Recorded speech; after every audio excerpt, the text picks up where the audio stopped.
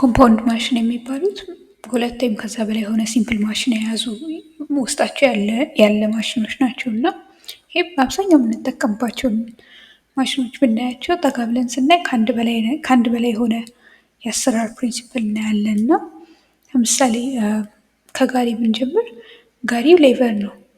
ምክንያቱም ከኛ የተቀበለውን ጉልበት ተቀብሎ አንድ የተያያዘበት ቦታ አለ።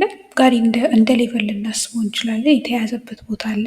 ፈልክረም ቢሆን እዚህ ጋር ይፈርታል፣ እዚህ ጋር ደግሞ ሎድ አለ ብለን እንደ ሌቨር ልናስበው እንችላለን በአንድ በኩል። በሌላ በኩል ደግሞ ጎማዎቹን ስናይ ጎማዎቹ ዊልና አክስል ናቸው እና ስለዚህ ጋሪ እንኳን ትንሹ የሁለት ነገር ኤግዛምፕል ሊሆን ይችላል ማለት ነው እና አንዱ ይሄ ነው። በተመሳሳይ ደግሞ እዚህ ጋር የወይን ጠርሙስ መክፈቻ ነው መሰለኝ። የወይን ጠርሙስ መክፈቻ ስናይ ጠጋ ብለን እዚህ ጋርም ልክ እንደቀድሙ ኤፈርት የሚያርፍበት ቦታ አለ።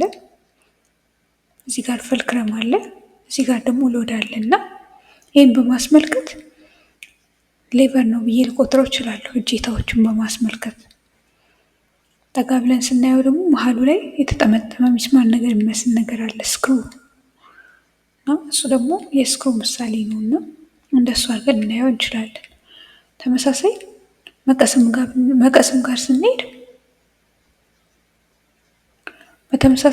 ጋር ስንሄድ መቀስ በራሱ ጫፉ ምንም ሹል ባይሆን እዚህ ጋር ፈልክረም አለ፣ እዚህ ጋር ኤፈርት ያርፋል። ኤፈርት የሚያርፈው እዚህ ጋር ነው። እዚህ ጋር ደግሞ መሀል ላይ ደግሞ ሎድ ይገባልና ምንም ስለት ባይኖረው ሲዘር ሌቨር ብቻ ይሆን ነበር።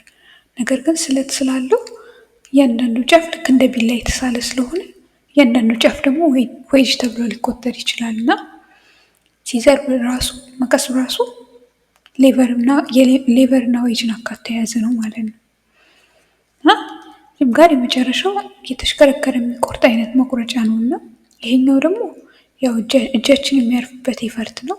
እዚህ ጋር ፈልክረም አለ ብለን ሳይሆን መሀሉ ላይ የሚሽከረከረውን የያዘው ላይ ፈልክረም አለ ብለን እናስብ እንችላለን። ሎዳችን ደግሞ የሚቆረጠው ነገር ነው፣ የምናንሸራትትበት ነገር እና ይህንን በማሰብ ፈልክረም ሌቨር ልንለው እንችላለን።